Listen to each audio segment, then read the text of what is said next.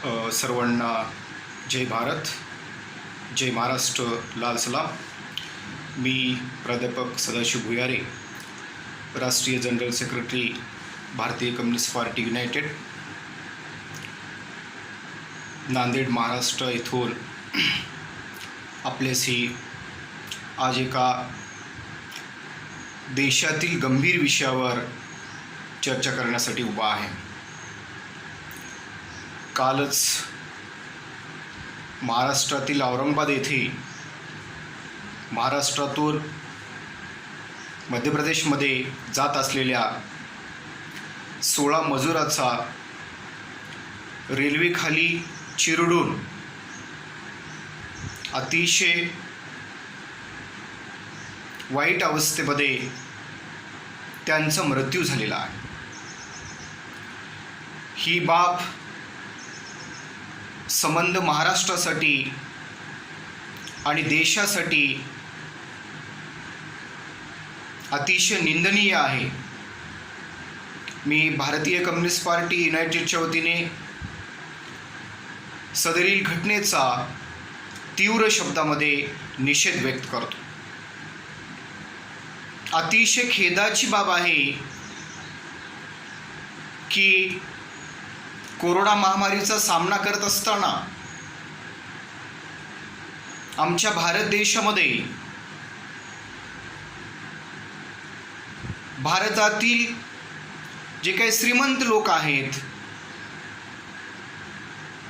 जे विदेशामध्ये अडकलेले आहेत, जसे की अमेरिका, इटली, जर्मनी, चीन, जापान, ब्रिटन या राष्ट्रातून भारतीय नागरिकांना केंद्र सरकार हे विमानाने भारतामध्ये लॉकडाऊन सुरू झाल्यानंतर घेऊन आलेले आहे. केंद्र सरकारला भारतातील विदेशात अडकलेल्या नागरिकांची फार काळजी आहे. कारण ते आर्थिकदृष्ट्या संपन्न वर्गातून बिलॉंग करतात. परंतु भारतामध्ये अतिशय गरीब आणि आर्थिकदृष्ट्या निम्न गटातील लोकांची केंद्र सरकारला काहीच काळजी नाही. याचं आम्हाला खूप वाईट वाटतं. या भारतामध्ये आज सुद्धा केवळ 10% लोक प्रचंड श्रीमंत आहेत. त्याच्यामध्ये टाटा, बिर्ला, अंबानी, किर्लोस्कर, माल्या, अदानी, नीरव मोदी आणि मोदीचे इतर नातेवाईक. केंद्र सरकारला केवळ या बड्या श्रीमंत लोकांचीच काळजी आहे आणि म्हणून भारतातून पळून गेलेल्या, भारत देशाला लुटून पळून गेलेल्या अशा उद्योजकांची कर्जे केंद्र सरकारने या लॉकडाऊनच्या काळामध्ये माफ केलेली आहे. परंतु आमच्या कामगारांचं काही वाटत नाही. त्यांना लॉकडाऊन सुरू होऊन तब्बल 2 महिने दिवस झालेले आहेत. केंद्र सरकारने 22 मार्चला जो जनता कर्फ्यू लागू केला, त्यानंतर देशभरामध्ये कामगारांना आपापल्या गावी परत जाण्यासाठी काही सूचना करणं आणि त्यांची व्यवस्था करणं गरजेचं होतं. औरंगाबाद येथे जे 16 मजुराचा दुर्दैवी मृत्यू झालेला आहे, याला जबाबदार कोण आहे याचा आम्हाला शोध घ्यावा लागेल. जर या कामगारांसाठी लॉकडाऊनच्या सुरुवातीचे 1-2 दिवस जर दिले असते तर निश्चितपणे हे कामगार त्यांच्या घरी परत गेले असते. देशाचे पंतप्रधान वेळोवेळी लॉकडाऊन वाढवण्यासाठीच जनतेसमोर येतात, परंतु ज्यावेळी ते जनतेसमोर आले आणि देशाला संबोधित केले, त्यावेळी त्यांनी त्यांच्या राशींची व्यवस्था काय केली आहे याच्यावर काही एक शब्द ते बोलले नाही. आम्हाला खूप वाईट वाटतं या गोष्टीचं. जे खाजगी क्षेत्रामध्ये काम करणारे कामगार आहेत आणि सरकारी आणि निमसरकारी क्षेत्रामध्ये काम करणारे कामगार आहेत आणि शेती आणि संबंधित व्यवसायामध्ये काम करणारे कामगार आहेत, यांच्या भवितव्याच्या संदर्भात केंद्र सरकारला कोणत्याही प्रकारची काळजी नाही. जे खाजगी क्षेत्रामध्ये काम करणारे कामगार होते, जे डेली वेजेसवर काम करणारे कामगार होते, परप्रांतीय होते, त्यांना त्या ठेकेदारांनी केवळ जास्तीत जास्त 1 आठवड्याची उचल दिली असते. त्यांचं काम पूर्णतः बंद झालेले. जे मोठ्या शहरामध्ये महाराष्ट्रामध्ये पुणे, मुंबई, औरंगाबाद, नाशिक, नागपूर अशा मोठ्या शहराच्या ठिकाणी असंख्य कामगार अडकून पडले होते. त्यांच्याकडे महाराष्ट्राचं रहिवासी असलेलं राशन कार्ड नाही आणि त्यामुळं त्यांना महाराष्ट्रामध्ये जे स्वस्त धान्य दुकानामार्फत मिळणारं राशन आहे ते मिळालेलं नाही. ते ज्या ठिकाणी वास्तव्यात होते त्या ठिकाणच्या घरमालकांनी तब्बल 2 महिने उलटल्यानंतर घरमालकांना किराया देण्यासाठी कुठल्याही प्रकारचे पैसे त्यांच्याकडे नाहीत. मग अशा प्रसंगी त्या घरमालकांनी केंद्र सरकारने आणि राज्य सरकारने निर्देश देऊन देखील जर कुठलीच ठोस पावले या ठिकाणी उचलली जात नसतील तर त्या घरमालकांनी सुद्धा अशा कामगारांना घरातून अक्षरशः काढून टाकलेलं. मग अशा वेळी हे कामगार एकतर त्यांच्याकडे राशन नाही, राहण्याची व्यवस्था नाही आणि जाण्यासाठी कोणतंही साधन नाही.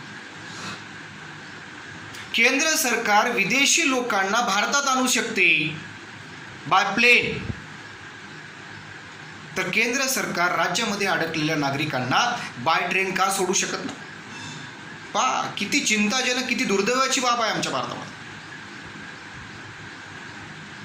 इथे कामगारांना एका ठिकाणाहून दुसऱ्या ठिकाणी जाण्यासाठी त्यांना रोजगार गमावलेला आहे, त्यांच्याकडे पैसे नाहीत, तरी सुद्धा केंद्र सरकार ट्रेन न जाण्यासाठी किंवा इतर वाहनानं जाण्यासाठी तिकिटाचे पैसे सुद्धा घेणार आहे. किती दुर्दैवाची बाब आहे. आणि ही गोष्ट आमच्या देशासाठी अतिशय अपमानकारक गोष्ट आहे. आता प्रश्न इथं निर्माण होतो, जे कामगार पायी जाऊ लागले त्या कामगारांचा उन्हाळ्याचे दिवस आहेत.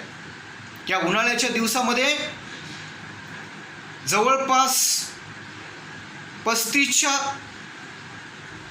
वर तापमानाची नोंद होत आहे. तर अशा प्रसंगी एकतर पिण्यासाठी त्यांना पाणी उपलब्ध नाही, जेवणाची व्यवस्था नाही, राहण्याची व्यवस्था नाही. तर प्रश्न असा निर्माण होतो की या कामगारांसाठी केंद्र सरकारने ठोस पावले उचलणे गरजेचे नव्हते का? PM केअर फंडामध्ये जी रक्कम जमा होत आहे त्याचं केंद्र सरकार काय करत आहे?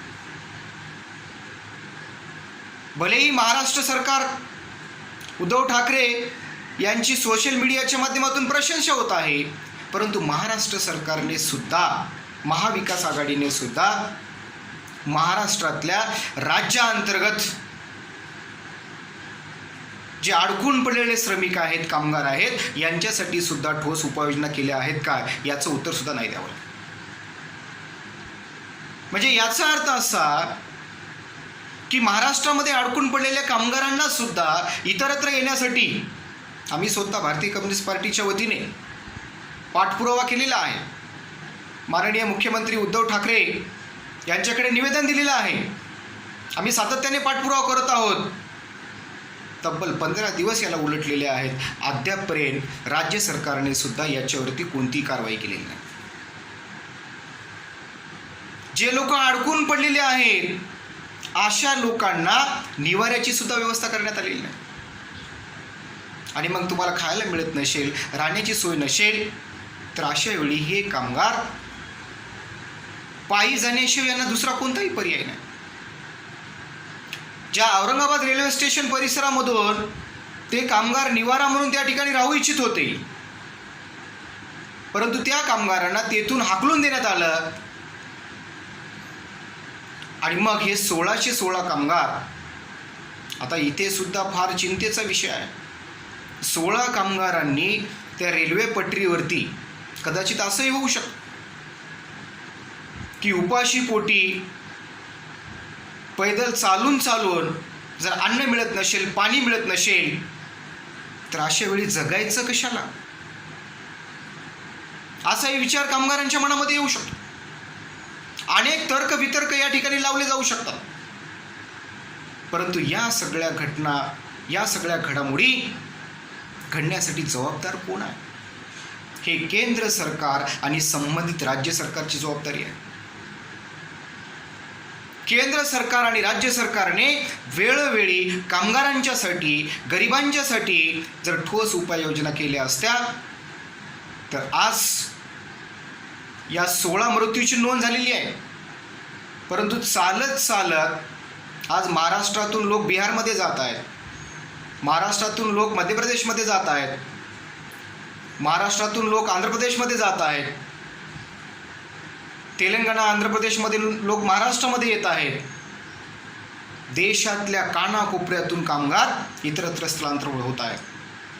त्यांना निवारा नाही, त्यांची कोणतीच व्यवस्था या ठिकाणी करण्यात आलेली नाही. मग अशा प्रसंगी या कामगारांचा कोणी वाली आहे का? या केंद्र सरकारला माझा प्रश्न आहे. या कामगार कष्टकऱ्यांचे जर तुम्ही वाली नसाल तर अशा वेळी तुम्हाला सत्तेवर राहण्याचा सुद्धा अधिकार नाही. एक नैतिक जबाबदारी म्हणून केंद्रीय मंत्रिमंडळाने या ठिकाणी राजीनामा दिला पाहिजे. आणि जर समजा तुम्हाला जबाबदारी पेलता येत नसेल तर अशा वेळी स्पष्टपणे जनतेला सांगावं की आम्ही जबाबदारी पेलू शकत नाही, आम्ही पात्र नाही आहेत जबाबदारी पेलण्यासाठी.